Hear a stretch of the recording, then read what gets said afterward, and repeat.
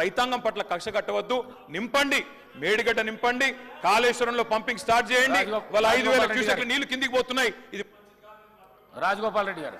అధ్యక్ష, ఇప్పుడు నేను ఏమంటున్నా, అంత గొప్ప మనసున్న మనిషి కదా కేటీఆర్ గారు, అంత గొప్ప మనసున్న మనిషి. రాజగోపాల్ రెడ్డి గారు ఒక్క నిమిషం గౌరవ ముఖ్యమంత్రి గారు. స్పీకర్ సార్, గత 3 రోజుల నుంచి లీడర్ ఆఫ్ జౌస్ కూర్చోండి ప్లీజ్. శాసనసభలో తమరి అనుమతితో కృష్ణానది జలాల మీద కావచ్చు, గోదావరి నది మీద నిర్మించిన కాళేశ్వరం ప్రాజెక్టుకు సంబంధించి మేడిగడ్డ కావచ్చు, అన్నారం కావచ్చు, సుందిళ్ళ కావచ్చు, లేకపోతే పంప్ హౌజుల విషయంలో కావచ్చు, చాలా విషయాలలో మనం చర్చించుకుందాం. చూసి వచ్చి ఈ సభలో వాస్తవాల ప్రాతిపదికన చర్చ జరపాలి అని తమరి అనుమతితోటి మనం నిర్ణయం తీసుకున్నాం. వాస్తవంగా ఈ రైతుల పట్ల, తెలంగాణ సమాజం పట్ల గౌరవం ఉంటే ప్రధాన ప్రతిపక్ష పార్టీ ప్రభుత్వ ఆహ్వానాన్ని దృష్టిలో పెట్టుకొని అందరం కలిసి అక్కడికి వెళ్ళి ఆ ప్రాజెక్టులను పరిశీలించి అక్కడ జరిగిన నష్టాన్ని, రైతులకు వచ్చిన కష్టాన్ని అర్థం చేసుకొని ఆ సమస్యకు ఒక పరిష్కారం చూపించే అవకాశం ఉండే. రాకపోను కొత్తగా వచ్చిన ప్రభుత్వమే ఏదో తప్పు చేసినట్టు, ఈ తప్పుకు కొత్తగా వచ్చిన వాళ్ళే బాధ్యత అయినట్టు, అదేవిధంగా పదే పదే భాష గురించి, మాటల గురించి మీరు ఇట్లా అంటుండ్రు, మీరు అట్లా అంటుండ్రు, మమ్మల్ని గౌరవిస్తలేరు అని ఏదైతే చర్చ జరుగుతుందో, మాజీ ముఖ్యమంత్రి గారు నిన్న నల్గొండ జిల్లాలో వాడిన భాష మీద చర్చ చేద్దామా అధ్యక్ష? ఏం బీకనిక పోయినరని అడుగుతాడా అధ్యక్ష? మాజీ ముఖ్యమంత్రిగా 10 ఏళ్ళు పనిచేసి, కేంద్ర మంత్రిగా పనిచేసి, రాష్ట్ర మంత్రిగా పనిచేసి, శాసనసభ్యుడిగా పనిచేసి, పార్లమెంటుగా పనిచేసి, గొప్పలు చెప్పుకొని జబ్బలు జరుచుకునే ఉద్యమకారుని అనేట ఆయన ప్రధాన ప్రతిపక్ష పార్టీ హోదాలో ఉండి ఒక రాష్ట్ర ముఖ్యమంత్రిని పట్టుకొని ఏం బీకనిక పోయినావు అని అడిగితే, రా ఇప్పటికే ప్రజల్ని ప్యాంట్ ఊడబిక్కురు, ఉన్న అంగి చొక్కా కూడా ఊడబిక్తాం. ఇప్పటికే తెలంగాణ ప్రజలు మొన్న జరిగిన ఎన్నికలలో మీ ప్యాంటు ఊడబిక్కిరు. ఇవాళ ఆ ప్యాంటు ఊడబిక్కితే చెప్పుకునే దిక్కులేక బొక్కబోర్లో పడితే బొక్కలు ఇరిగినాయి మీకు. అయినా మీ బుద్ధి మారలేదు. ఒక ముఖ్యమంత్రిని పట్టుకొని ఏం బీకనిక పోయినావని అడుగుతారా అధ్యక్ష? ఇది పద్ధత? ఈ రాష్ట్రం 4 కోట్ల ప్రజలు ఓట్లేసి గెలిపించిన ముఖ్యమంత్రిని పట్టుకొని ఏం బీకనిక పోయినావని అంటారా అధ్యక్ష? ఇదేనా తెలంగాణ సాంప్రదాయము? ఈరోజు నేను మళ్ళీ అడుగుతున్నా అధ్యక్ష, ఈరోజు మేడిగడ్డ మేడి పండులాక కుంగిపోతే మేడిగడ్డల నీళ్లు నింపడానికి అవకాశం ఉందా అధ్యక్ష? ఇవాళ మీరే సాగునీటి పారుదల శాఖ మంత్రులుగా పనిచేసారు కదా. చంద్రశేఖరరావు గారు, హరీష్ రావు గారు ఇద్దరు సాగునీటి పారుదల శాఖ మంత్రిగా పనిచేసారు కదా అధ్యక్ష. ఈరోజు వాళ్ళకే పెత్తనం ఇస్తాం, వాళ్ళనే చేయమని.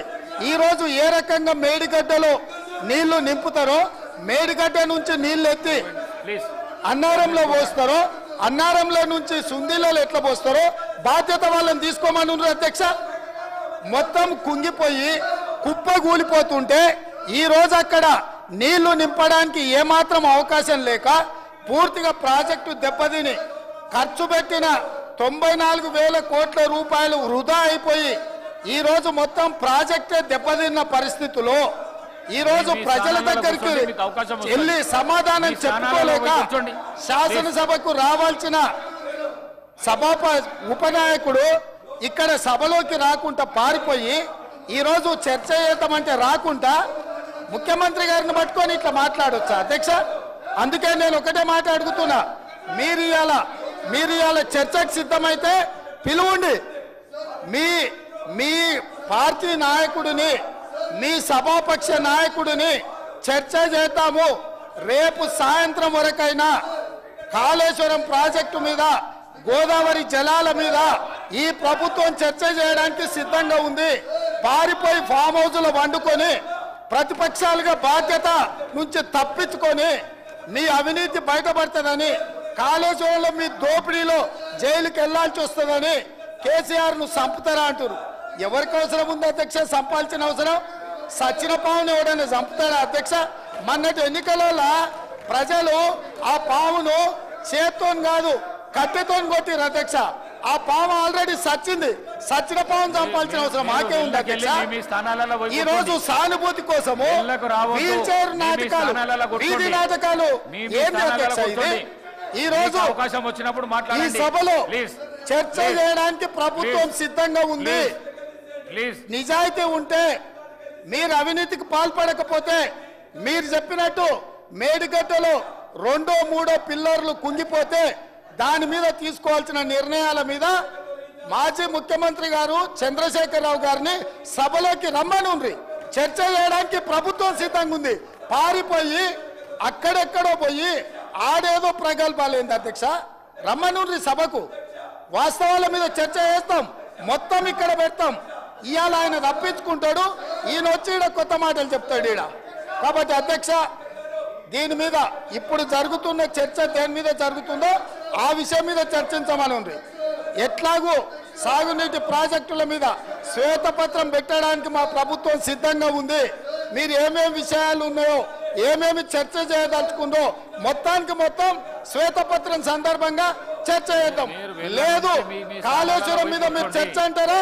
దానికోసం ప్రత్యేకంగా తమ సమయం కేటాయించండి. కాళేశ్వరం మీద చర్చ చేయడానికి మేము సిద్ధంగా ఉన్నాం అధ్యక్ష. కడియం శ్రీహరి గారు, కడియం శ్రీ మీ స్థానాలలో కూర్చోండి ప్లీజ్ ప్లీజ్ ప్లీజ్ ప్లీజ్. అధ్యక్ష, మీ స్థానాలలో పోయి కూర్చోండి. మీ స్థానాలలో పోయి కూర్చోండి ప్లీజ్ ప్లీజ్ ప్లీజ్ ప్లీజ్. వెళ్ళకు రావద్దు దయచేసి. ఈ ప్రాక్టీస్ బాగలేదు. వెళ్ళకు రావద్దు ప్లీజ్. అధ్యక్ష, గౌరవ ముఖ్యమంత్రి గారు సభకు వచ్చిన తర్వాత నిన్న మేడిగడ్డలో జరిగింది కానీ లేదా నల్గొండలో జరిగిన విషయాలపైన,